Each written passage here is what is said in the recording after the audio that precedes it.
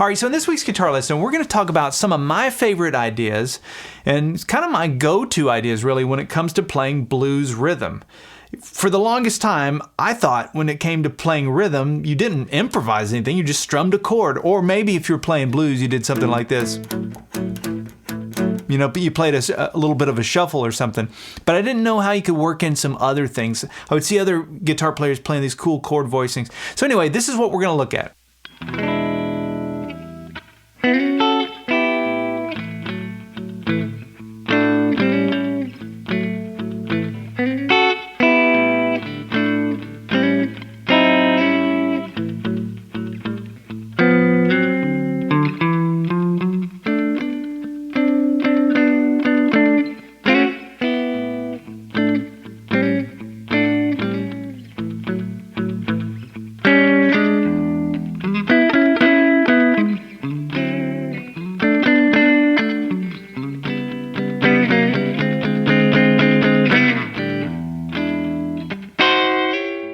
So as you can see, the song continued on there. It went through another cycle there. In this video, we're just going to go through the first half, but I'm going to explain all of those ideas and where they come from. If you'd like to watch the second video and get the tab for everything for this lesson, you can get those extra materials for this by going to activemelody.com and doing a search for ML108. Okay, before I jump into the lesson, let me just mention this guitar because every time I use this in a video, somebody asks about it, and it's just the coolest guitar, and I need to plug it more than I do. So this is, it's a Wide Sky. That's the brand. So you can go to Wide Sky Guitars. Just do a Google search for Wide Sky Guitars. I think that's the URL. Anyway, there's a guy, Patch Rubin, who's the luthier who makes these. He lives in Hawaii, and just does incredible work. I'm just so happy with this guitar. Now, he didn't just send me this. I bought it just like everybody else. I was on a wait list. I bought it years ago, and it was definitely worth the wait. This is called the P125, and I got the non-cutaway version, but I've just always been very happy with this, and I just wanted to give that little plug. If you do end up buying one, or you even contact Patch about it, let him know that you saw this video. We don't have any kind of relationship. Patch and I mean, we're friends. Obviously, we've emailed and stuff, but I just like for him to kind of know, how people are finding him. That's one of those things that's hard to do when you're doing any kind of online business. Like how do people find you? I always wonder that myself, So anyway, all right, so let's talk about this blues stuff. So I'm going to give these examples in the key of A. And so it's going to be a 1-4-5 in the key of A. We'll keep it slow. So our chords are going to be an A chord, a D chord, and an E chord that we're going to be playing over. And the one thing I'm going to kind of keep going back to, if you think of this as like a call and response, if that's the call, the response will be this shuffle. So let's look at the shuffle bit first. I'm going to assume most of you know how to do this. I'll just put the tab up on the screen if you don't know how to do it so you can kind of work it out. But here's the idea. There's two notes. If we're playing in the key of A, it's our 5th string, which is open, and then that 2nd fret 4th string. But basically, you're doing this. Now you could play that in a different spot. This is the beauty of the guitar. You could come up here and play it. Same notes, right? This is sort of the Chuck Berry way of playing. If you ever watch a video of Chuck, you see him a big stretch. He tends to play that same idea using that. So anyway, that's the blues shuffle. So that's sort of one idea. Maybe some of you didn't know about that, but we'll kind of get back to that in a minute. But here's the first thing that I started with. I call this the 6 to the 9 chord, and I use this all the time in the blues.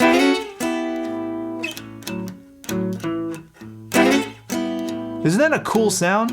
And you can walk it down chromatically. You can slide from one to the other. But what you're playing is an A6 chord. And then if you take that 6th chord and you go down 2 frets, without even rearranging your fingers, you just move your hand down 2 frets, you're now playing a 9 chord. That's the cool thing about this chord. And I learned this from Billy Gibbons years ago. I saw a video of him and he did it. And this is before I knew what that was. And I just thought, that's the coolest sound. And it sounds great on a slow blues. But here's the takeaway part of that though. I want you to connect that to your E shape. So this is my A chord, because remember, we're playing a blues in the key of A. This is my root chord. So this is my A chord using the E shape. And notice when I play that, I'm barring here on the 5th fret. So let that be your sort of anchor. so that when you're playing this A6, you're going to put your index finger on that 5th fret, and then your other fingers fall into place to make the A6 chord. I'll just put the tab up so I don't have to call it out note for note. But that's the 6th chord. And then you can move that down 2 frets, and that's your 9 chord. And it's all connected to this E shape. The reason I connect it to the E shape is because we don't want to always just have to play in the key of A. What if we wanted to play in the key of B? I just play my B chord using the E shape, and then I can find, there's my B6, and there's my B9.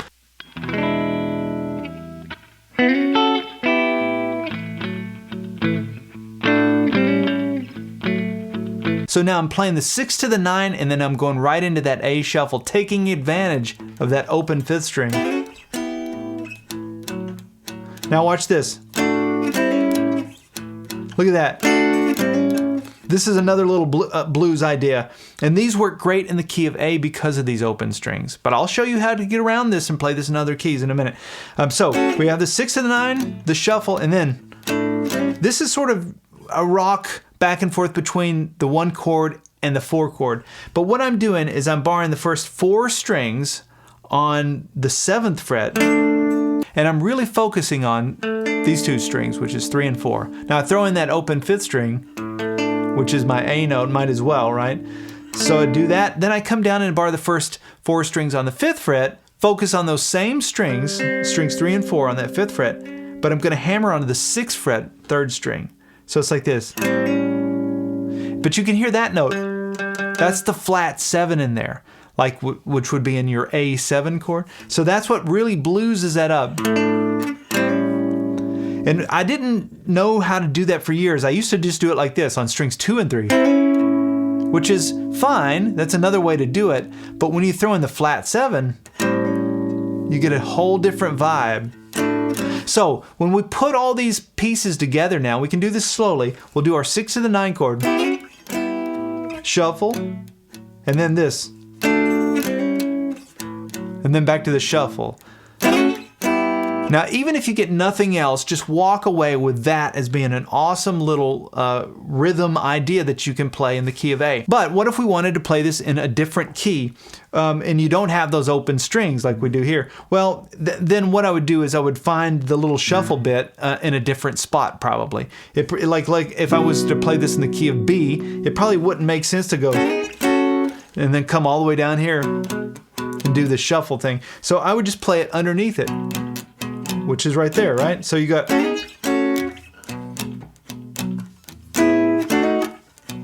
now it's not as clean,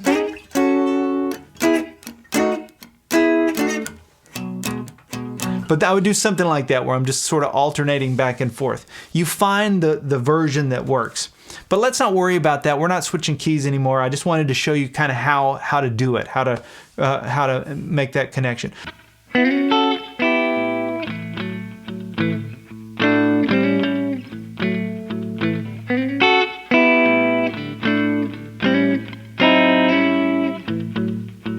So the second time through, I went like this. Let me show you this little idea. I threw this in because this is something I learned from Robert Johnson in Kind-Hearted Woman.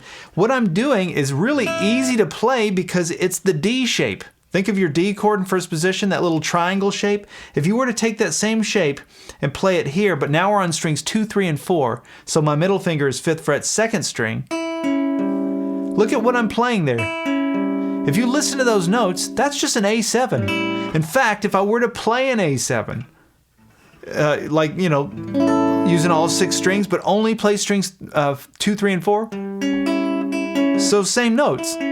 So I just like the fact that I can make that D shape, and I can slide it down a step and slide it into place like that. Now, if I use, since we're in the key of A, we can take advantage of our open 5th string, but we can also take advantage of our open 1 string, which is our E note, so you can get this sound.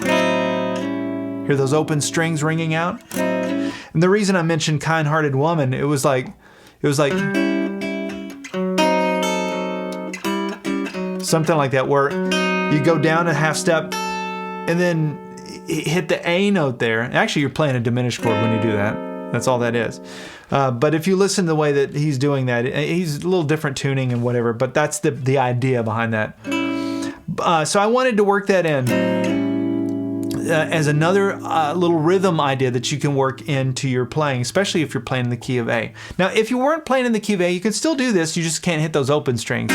But that D shape will work in any of these other voicings.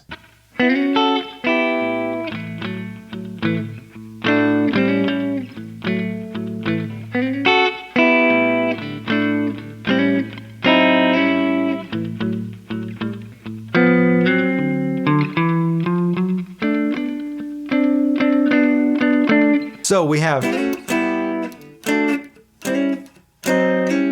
back to the shuffle, then watch this.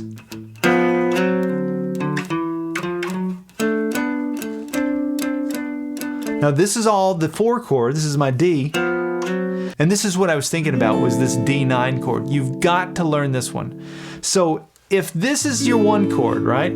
That's my A chord. Lift my pinky, now I'm playing an A7, or put my pinky down here on the 8th fret 2nd string. That's another voicing of an A7. Right here in that same bar, if I put my middle finger on that 5th fret 5th string and let my finger sort of line up like you see on the screen there, I'm now playing the 4 chord of this chord. So I just know that that's my 1 chord, and then right beside it there in that same bar, using that same bar as an anchor, I've got my 4 chord. And then I can move that up 2 frets, and there's my 5 chord. And they're all in the same little neighborhood here, nice and concise. So off of this little D9 chord, I didn't actually play the full D9. What I ended up playing was this D7. And that's the same shape, ironically, as my D7 in first position, which, you know, when you learn your beginner chords, you learn a D this way, and then you learn your D7 like this. Well, if I take that same shape but play it here where my middle finger's on the 5th fret 5th string, it's another voicing of a D7.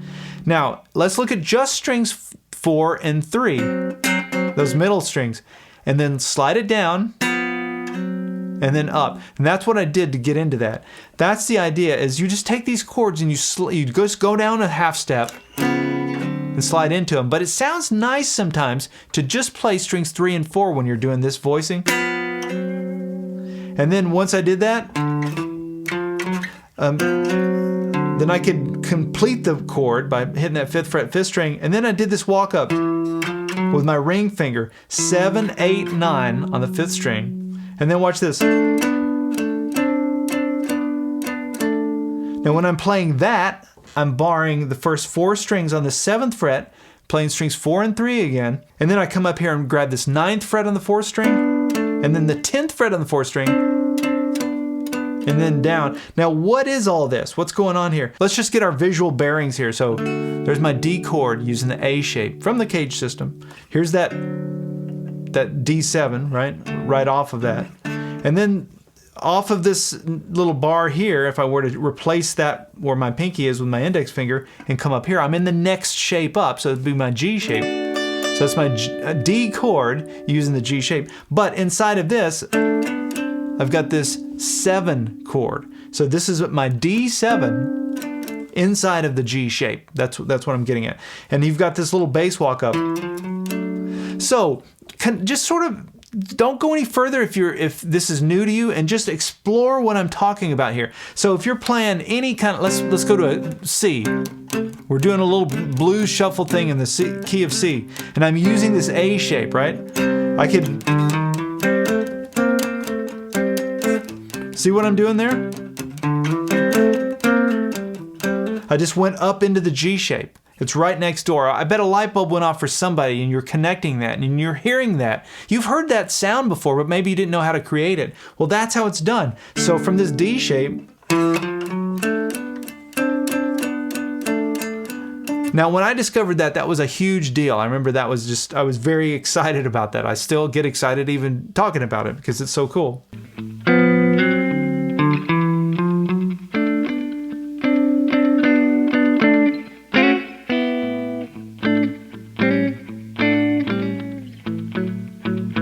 So then after the 4 chord, after the D, I just went back to the 1 chord, which we've already done. It's the 6 to the 9, and then this little pivot off the 4 chord.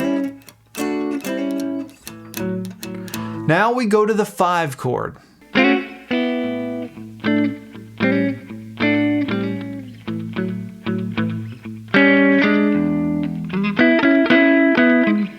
So when we go to the 5 chord, we're going to do the same thing we did already when we went to the 4 chord.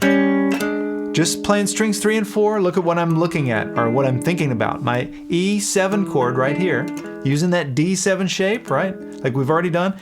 And let's get our little bearings here. So we've got my E chord using the A shape. There's the E7 right next door to it this way. On the other side, we've got my E chord using the G shape. There's my E7 using that inside of that G shape. And I've got this little embellishment thing that I can do between, in this case, it would be the 9th fret and the 11th fret.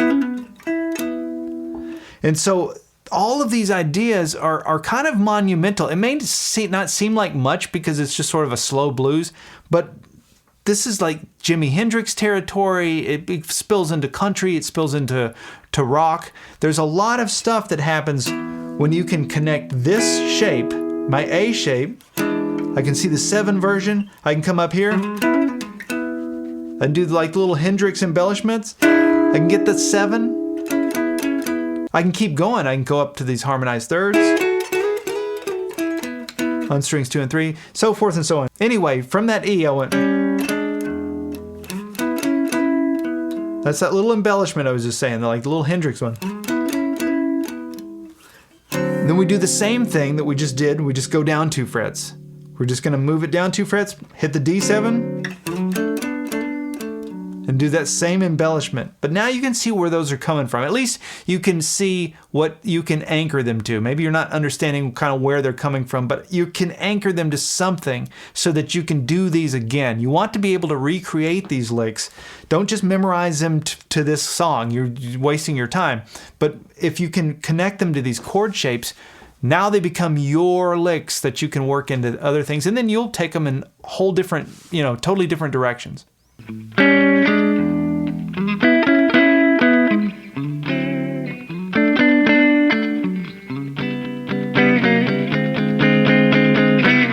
So then after the D chord, the 4 chord, I came back to the 1 chord, and here's how I did it. And you've heard that before, right? That's a Stormy Monday kind of thing. This has been done by, really, I guess, a T-Bone Walker idea. That's who I associate this with. But this is another voicing that I wanted to just work in because it's so common in the blues. So let's go back to our E chord shape. There's my 1 chord, my A chord, using the E shape. When I'm playing that, the E shape is on the 5th fret, right? So I'm going to put these 2 fingers on the 5th fret as my little anchor here. This is just my weird logic for how I've worked it out. So my pinky and my ring finger are on strings 2 and 4. 5th fret, strings 2 and 4. And then I've got on the 4th fret, I've got strings 3 and 5 with my middle finger and my index finger. And so it's a really easy chord to play because everything's just sort of lines up. It's the same shape as a diminished chord, really. But when I'm playing it here, this works as a 1 chord, and what I'm actually doing, if I look at these 3 notes, they're really part of my A9. So it's kind of like an A9 with a C sharp in the bass. That's kind of how I think of it. But what's cool about it is you can go down a half step, back, and then go up a half step, and then back. That's that T-Bone Walker sound. That's the Stormy Monday sound. And now you can connect it all back to your, your root chord.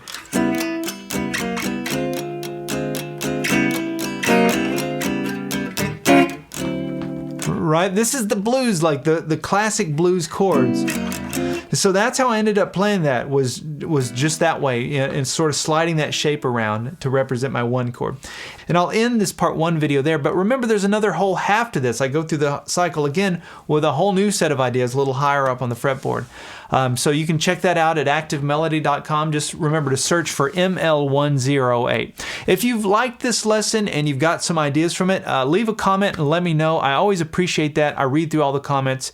If anything is unclear, leave a comment there. And just let me know, like, share what's some of your favorite stuff. Like, were any of these like big breakthroughs for you? Did something like jump off the page? I'd appreciate knowing that. I think other people like to know that stuff too. All right, we'll see you in the part 2 video.